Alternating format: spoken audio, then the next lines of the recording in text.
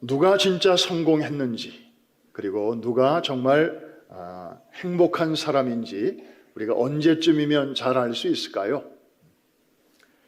죽을 때 보면 압니다. 죽을 때 뭘 보면 알 수 있을까요?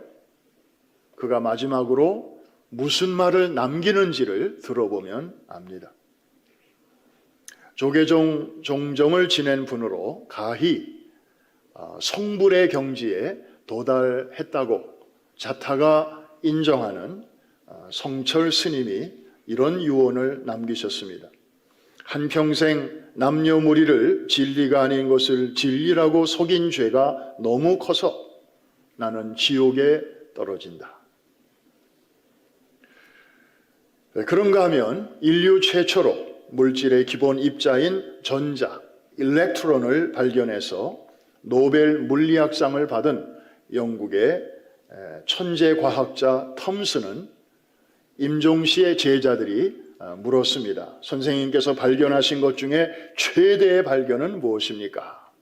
이렇게 제자들이 물을 때는 보나마나 그 노벨 물리학상까지 받은 그 전자를 발견했다는 얘기를 하시겠지, 이렇게 기대하고 물었습니다마는 그분은 이렇게 대답합니다. 내 생애에서 가장 위대한 발견은 내 구주 예수 그리스도를 내가 인격적으로 만난 것이다.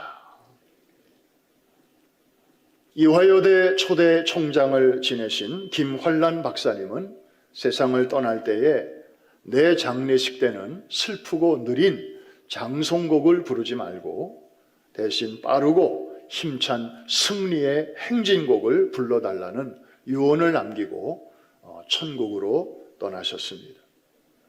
이처럼 사람은 누구나 그가 마지막으로 남긴 그 말 한마디, 굉장히 짧지만 많은 것을 담고 있죠.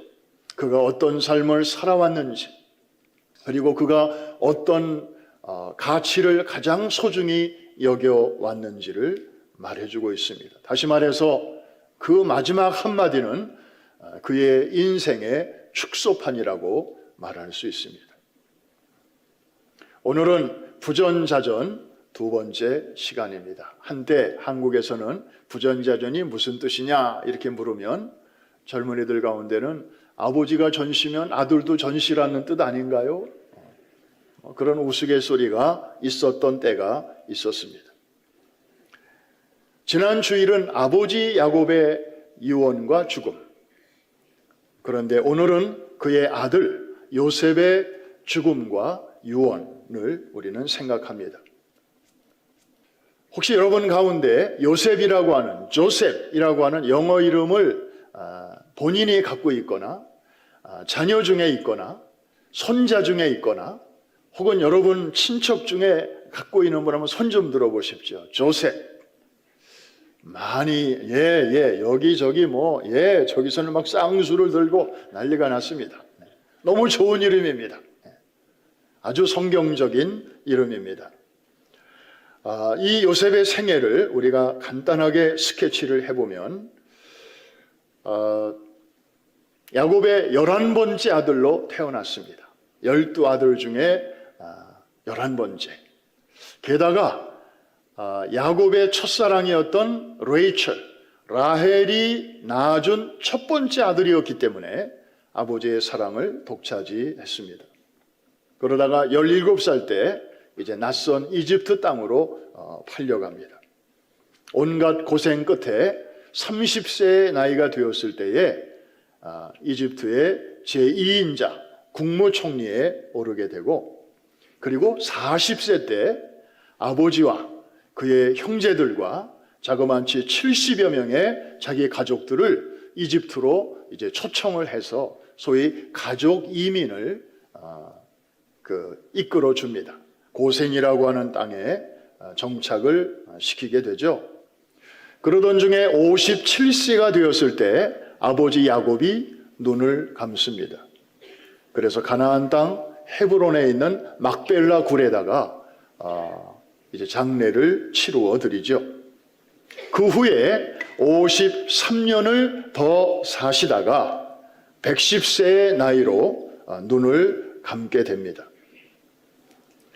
요셉은 자신의 임종의 날이 다가와오자 형제들과 자손들을 불러 모아놓고 아주 비장한 유언을 남기게 됩니다.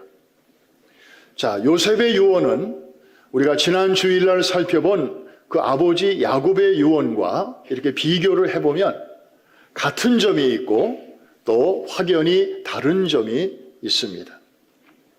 오늘 이것이 설교의 메인 포인트가 되겠습니다. 자, 같은 점은 무엇일까요? 요셉은 아버지의 신앙을 그대로 물려받았습니다. 그래서 하나님께서 하시고자 하시는 그 일의 완성을 자기도 다 못 보고 눈을 감지만, 그러나 하나님께서는 그 일을 절대로 잊어버리지 아니하시고 이스라엘 백성을 이 땅에서 인도하여 그 다음에 약속의 땅 가나안으로 이르게 하실 것을 요셉은 굳게 믿었습니다. 그리고 이것을 둘러 모인 자기의 가족들에게, 형제들에게 분명하게 유언으로 말하고 있습니다. 24절 말씀 우리 같이 한번 읽겠습니다. 시작. 요셉이 나는 죽을 것이나 하나님이 당신들을 돌보시고 당신들을 이 땅에서 인도하여 내사 아브라함과 이삭과 야곱에게 맹세하신 땅에 이르게 하시리라 하고, 자, 저기에 나는 죽을 것이나 I am about to die but God will do this, do that 하면서 이 말을 풀어가는데 저 말 어디서 많이 들어본 것 같지 않습니까? 일주일 전에 누가 저런 말을 했습니까? 바로 자기 아버지 야곱이 유언으로 남긴 말이었습니다. 아버지로부터 직접적으로 영향을 받았습니다. 토시 하나 틀리지 않고 그 말 표현을 그대로 하고 있습니다. 완벽한 뭘까요? 네 글자로 부전자전입니다. 정말 야곱과 요셉은 참된 믿음의 사람이었습니다. 뭐 그냥 적당히 잘 될 거야. 아니 어떻게 뭐 잘 되겠지 뭐. 하나님과 아무 관계없이 그냥 이렇게 잘 될 것이라는 이런 믿음, 이거는 진짜 믿음이 아니죠. 이거는 그냥 신념이에요. 바램이에요. 그러나 이들 속에 있는 믿음은 이런 것이었습니다. 살아계신 하나님께 대한 인격적인 신뢰. 이게 바로 참된 믿음이었죠. 이게 아버지에게도 있었고 그 아들에게도 그대로 이어진 것입니다. 그런데 여러분, 다른 점이 있어요. 다른 점이 있어요. 믿음은 같은데 유언을 보면 다른 내용이 있어요. 아버지와는 달리 요셉은 이런 말을 합니다. 내가 죽거든 나를 저 우리 아버지가 묻혀있는, 또 우리 할아버지 할머니가 묻혀있는, 또 증조부 할머니 할아버지가 묻혀있는 거기 가나안 땅에다가 묻어달라는 말을 하지 않습니다. 오히려 이 땅에 묻어달라고 부탁합니다. 이집트 땅에다가 묻어달라고 말합니다. 그러면서 그날이 오면, 즉 하나님의 언약이 이루어지는 그날이 오게 되면 그때는 내가 미라만 남아있을 텐데, 내 해골과 뼈만 남아있을 텐데 그것을 좀 추려가지고 가나안 땅에다가 그때 묻어달라고 이렇게 부탁합니다. 다시 말하면 이장을 시켜달라는 것이죠. 25절 우리 같이 한번 확인해 봅니다. 시작. 요셉이 또 이스라엘 자손에게 맹세시켜 이르기를 하나님이 반드시 당신들을 돌보시리니 당신들은 여기서 내 해골을 메고 올라가겠다 하라 하였더라. 여러분 보이시나요? 요셉은 아버지와 같은 믿음을 분명히 갖고 있었습니다. 그런데도 왜 저렇게 다른 유언을 하고 있을까요? 무슨 생각으로 그렇게 했을까요? 요셉은 점점 다가오는 자신의 죽음의 그림자를 보면서 자기가 이제 눈을 감은 이후에 이 이집트 땅에서 살아가는 자기의 후손들을 생각해 보았습니다. 그 당시 이민 왔던 대부분의 1세들은 이제 세상을 떠났습니다. 아까 말씀드렸죠? 요셉이 야곱의 12아들 중에 몇 번째 아들이라고요? 11번째. 거의 끄트머리예요. 그러니까 그냥 이렇게 통계적으로 확률적으로 볼 때 그의 형님들은 벌써 세상을 대부분 떠났을 것이고, 어떤 면에서 요셉은 이민 1세대의 마지막 주자였습니다. 자, 자기마저 죽고 나면 하나님의 그 웅장한 그 드라마, 하나님께서 아브라함 때부터 약속하셨던 그 언약의 내용, 그게 아직 다 이루어지지 않았는데 하나님이 반드시 이루실 텐데, 그 스토리를 누가 이 땅에서 성장하는 다음 세대들에게 말해줄 것인가? 그 질문 앞에 섰을 때에 요셉은 숨이 탁 막혔던 것입니다. 특별하게 떠오르는 사람이 생각나지 않았던 것입니다. 이대로 가면 신앙의 산 증인들이 이제 자기를 끝으로 거의 사라질 것이 분명했습니다. 이런 상황에서 자기마저 가나안 땅에 묻히게 되면 이집트에 남아있는 이 후손들에게는 누가 족장들의 그 믿음을 전해줄 것이며, 누가 하나님께 대한 그 하나님의 믿음의 스토리를 과연 전달할 것인가? 지금 이집트의 다음 세대들은 이집트에서 태어났고 이집트식의 학문을 교육받고, 그리고 심지어 이집트의 종교 교육까지 받는 아이들이 대부분이 아닌가? 이들에게 얘들아, 이 땅은 우리가 아무리 좋아도 여기가 중간역이지 종착역이 아니란다. 우리가 앞으로 영원히 살게 될 땅은 이 땅이 아니야. 저 가나안 땅이야. 하나님이 그렇게 약속하셨어. 이것을 가르쳐줄 사람이 있어야 하지 않는가? 그런데 아무리 요셉이 둘러봐도 그런 일을 할 만한 영향력 있는 사람이 눈에 뜨이지를 않았나 봅니다.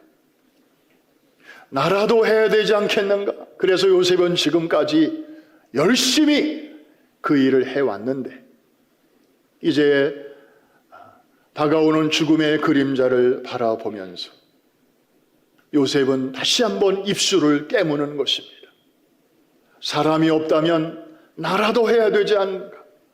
내가 죽어서라도 해야 되지 않는가? 그렇다면 방법은 무엇일까? 무덤을 나는 여기다가 만들렸다. 그리고 거기다가 비석을 세우고 거기에 이 유언의 내용을, 후손들에게 가르쳐야 할 내용을 거기에 비문으로 새기련다. 사실 히브리 사람들에게, 이집트에 사는 히브리 사람들에게 요셉의 존재는 영웅이죠. 노예로 팔려왔다가 거기서 두 번째로 높은 자리에까지 올라갔으니까 국민적 영웅 아닙니까? 그러니까 그 스토리를 그 묘비 앞에다가 쫙 이렇게 새겨서 초등학생들도 이제 견학오고, 중학생들도 견학오고, 고등학생들도 견학오고, 아멘 안 나와도 괜찮아요. 대학생, 젊은이들, 청년들도 우리 히브리 사람 중에 이 나라의 총리 대신을 지낸 분이 계시대. 요셉이라는 분이래. 한번 가보고 싶지 않겠어요? 그러면 이제 오면 앞에 서가지고 선생님이 설명을 다 해줍니다. 여차여차해서. 근데 이분은 이런 유언을 남기셨어. 그래서 요셉은 생각했습니다. 나도 무덤을 저 가나안 땅에 우리 패밀리들이 다 묻혀있는 거기에 좀 나도 묻히고 싶지만 나마저 그렇게 하면 이 땅에 살고 있는 다음 세대들에 대한 신앙 교육이 거기서 끊어질지 모르니 나는 여기 묻히겠습니다. 나를 여기 묻어주시오. 그래서 내 무덤을 방문하는 히브리 다음 세대들로 하여금 하나님의 약속, 프라미스를 잊지 않고 그래서 잘 기억하고 그것을 또 그들의 다음 세대들에게 잘 전달하고 요셉은 거기까지 생각이 미쳤던 것입니다. 자신만을 위해서라면 요셉인들 왜 가나안 땅에 묻히기를 원했겠죠. 왜 자기만 이렇게 외톨이처럼 낯선 땅에 묻히기를 원했겠습니까? 그 선산에는 증조부 할아버지 할머니가 묻혀 계시잖아요. 아브라함과 사라. 그리고 조부도 거기 묻혀 계시잖아요. 이삭과 리브가. 그 다음에 자기 부모님도 묻혀 계시잖아요. 야곱과 레아. 그렇지만 요셉은 자신의 그런 인간적인 꿈을 포기하고 애굽에 묻히기로 결심합니다. 그 이유는 단 한 가지였습니다. 애굽 땅이 좋아서도 아니었고 자기가 이 땅에서 총리를 내신 사람이기 때문에 그 격에 맞추기 위해서도 아니었습니다. 요셉은 다음 세대를 위한 교육적인 배려 때문이었습니다. 여기까지 이해가 되시면 아멘 하십시다. 대단한 거 아닙니까?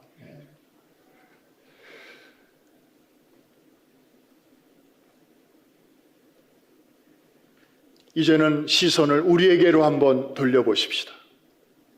우리도 어떤 면에서는 요셉과 같은 위치에 있는 사람들이 아닌가요? 태어난 나라를 떠나서 이제 제2의 조국인 미국 땅에 와서 우리가 살고 있고 여기서 우리 자녀들을 지금 기르고 있습니다. 여러분의 관심은 과연 어디까지입니까? 부모로서 우리의 자녀들과 다음 세대들을 여러분들이 정말 지금까지 열심히 최선을 다해서 뒷바라지 해오신 것을 하늘이 알고 여러분이 알고 또 여러분 주변 사람들이 잘 알고 있습니다. 그런데 과연 여러분의 관심은 어디까지입니까? 그저 밥만 잘 먹이고 옷만 잘 사입히고 그리고 학원비 잘 대줘서 본인이 꿈꾸고 원하는 대학에까지 잘 들어가도록 뒷바라지 하는 거, 그래서 거기서 공부 마치고 좋은 직장 잡고 좋은 짝꿍 만나서 이 미국 땅에서 나름대로 꿈을 펼치며 호연지기를 기르며 살아가도록 도와주는 것, 혹시 거기까지인가요?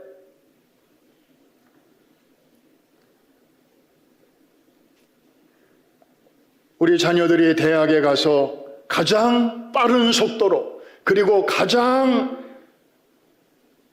심각하게 허물어지는 분야가 무엇인지 부모님들은 아십니까? 학업이 아닙니다. 건강이 아닙니다. 바로 신앙입니다. 그 통계를 다시 인용하고 싶지 않습니다. 1학년 때 뚝 떨어지고 4학년 때는 더 떨어지고 그렇게 열심히 교회 다니는 아이들이 교회의 발걸음을 뚝 끊어버립니다. 사람은 누구나 건강에 문제가 생기면 정신력으로 버티려고 합니다.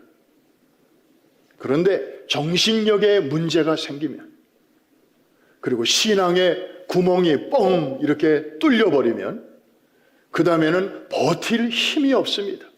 기댈 언덕이 사라지는 것입니다. 그래서 우리 자녀들이 가정이라는 둥지를 떠나기 전에, 교회라는 울타리를 벗어나기 전에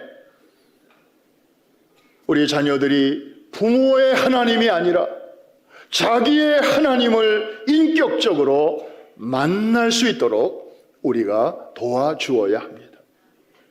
그래야 대학에 가서 정말 자유라는 이름으로 어마어마한 바람이 불어오고, 그리고 세속화의 파도가 쓰나미처럼 밀려오더라도 거기에 떠밀려가지 아니하고 오뚜기와 같은 신앙으로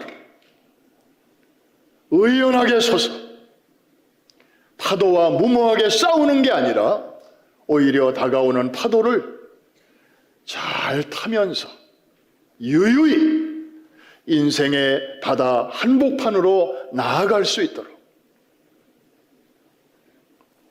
우리의 가정의 울타리 안에 있을 때, 우리가 돌볼 수 있을 때, 우리의 영향력이 비교적 저들에게 잘 전달될 수 있을 때 우리가 그 일을 하자는 것입니다. 부모와 교회가 손에 손을 잡고 이 일에 최우선순위를 두고 함께 애를 써야 할 줄로 믿습니다.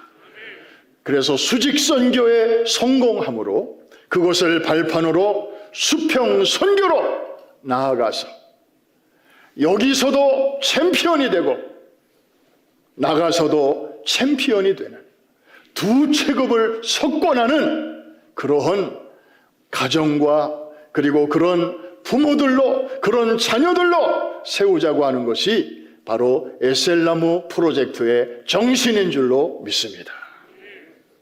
다다음 금요일에 이 자리에서 아마 여러분들이 근래에 볼 수 없었던 그런 아름다운 모습을 보실 수 있을 것입니다.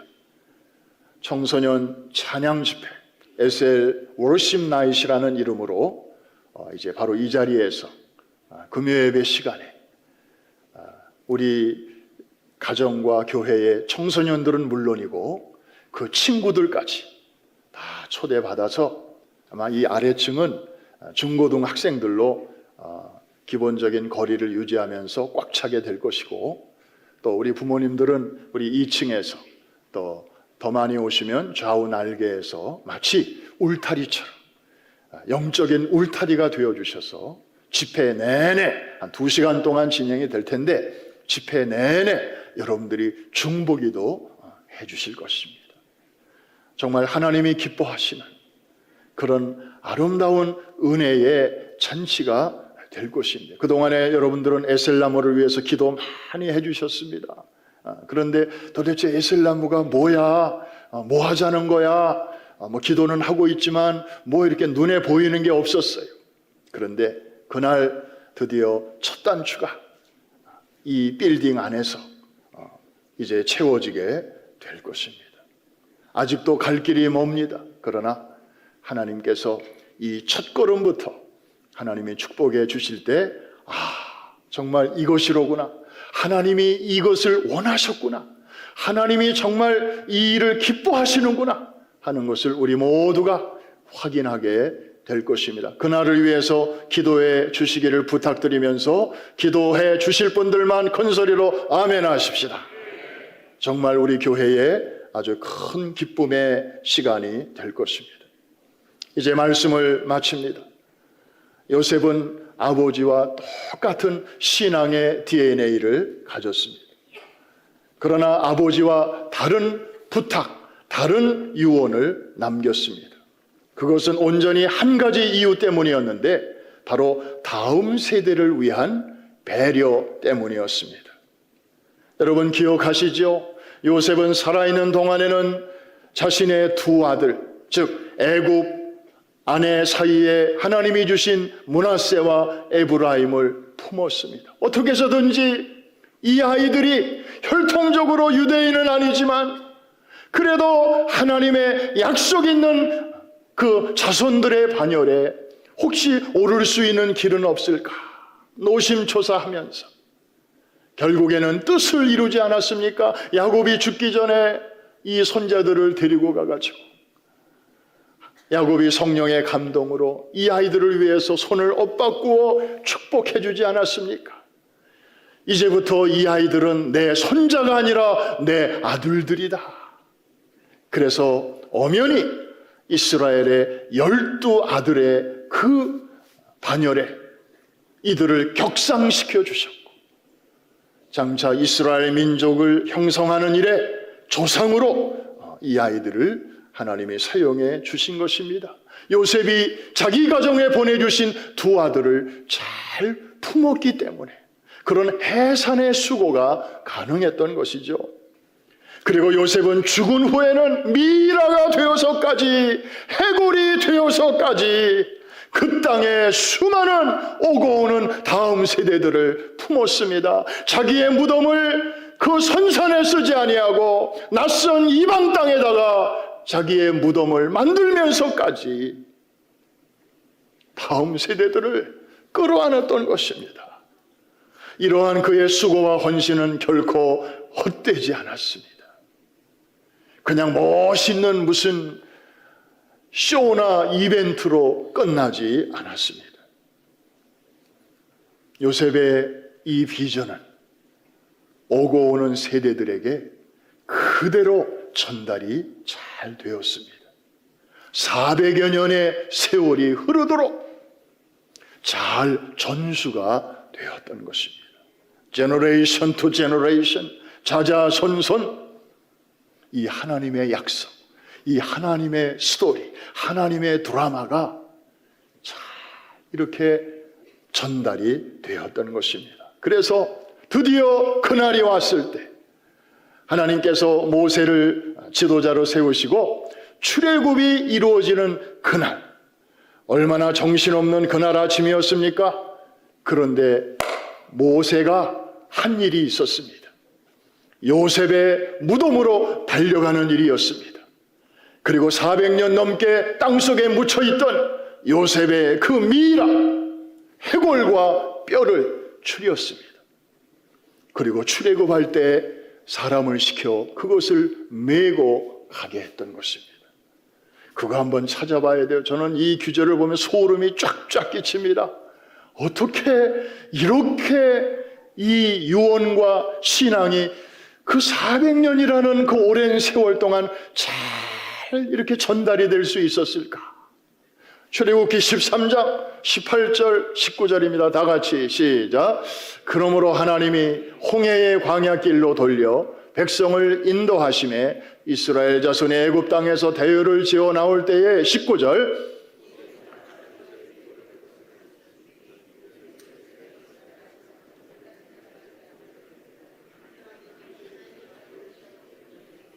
너희는 내 유고를 여기서 가지고 나가라 하였음이었더라. 아멘입니까? 저들은 그래서 여러분 출애굽할 때 그 전날 밤 하나님께서 각 집마다 이메일을 다 보내셨잖아요. 애니타임 출발할 수 있도록 신발도 벗지 말고 잠자리에 들어라. 옷을 다 입고 출발 준비를 하고 잠자리에 들어라. 물론 어린 양을 잡고 피를 바르라는 말씀과 함께, 여러분 그 정도로 긴박감이 넘치던 그날 밤이었습니다. 그리고 아침에 곡소리가 나면서 아주 황급하게 빠져나가는 그런 그 순간에 모세는 히브리 사람들을 400여 년 전에 요셉이 남겼던 그 유언을 기억했다는 것입니다. 홍해를 건널 때에도 살아있는 사람들만 건넌 게 아니었습니다. 요셉의 해골도 홍해를 건넜습니다. 그리고 광야 시내산 밑에서 성막이 만들어졌을 때, 그때 이후부터는 광야 내내 법궤와 함께 이 요셉의 유골도 같이 행진을 했던 것입니다. 요단강을 건널 때에도 건넜고, 여리고성을 마지막 날 7바퀴 돌 때에도 요셉의 해골도 같이 돌았습니다. 그리고 가나안 땅으로 들어갈 때 요셉도 유골로나마 그 땅에 들어갈 수 있었던 것입니다. 그리고 세겜 땅에 묻혔습니다. 백성들은 그 앞서가는 법궤를 볼 때마다 약속하시고 그 약속을 어김없이 지키시는 신실하신 하나님을 만날 수 있었고, 그리고 행렬 저 어딘가에 반드시 백성들의 눈에 보이는 요셉의 그 유골함을 보면서는, 이야, 정말 살면서도 저렇게 다음 세대를 위하여 애를 썼고, 죽으면서까지도, 아니 죽은 다음에도 저렇게 다음 세대를 품었던 저 어른, 저분의 신앙, 그 신앙 때문에 오늘 우리가 또 이런 은혜와 복을 누리는구나. 선조들의 신앙을 생각하게 되었습니다. 거기서 끝났겠습니까? 그렇다면 나는 내 자식에게 어떤 부모가 될 것인가? 나도 저 어른의 신앙을 본받아서 내 자식들에게 저렇게 정말 감동을 줄 수 있는 그런 부모가 돼야 되지 않겠는가? 그러면서 그 고단한 여정을 저들은 잘 갈 수 있었던 것입니다.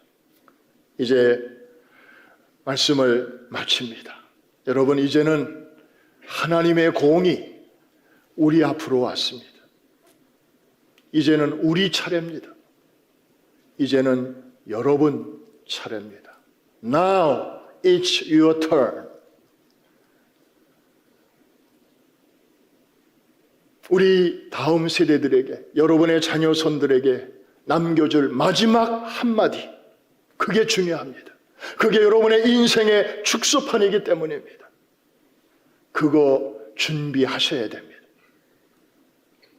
언제부터 준비하면 될까요? 이미 늦었습니다, 여러분. 오늘부터 시작해야 합니다. 내일부터 하면 늦는 것입니다. 신앙적인 그 한마디는 갑자기 나오는 게 아닙니다. 대충 살다가 죽기 전에 멋있는 말 한마디 한다고 되는 거 아닙니다.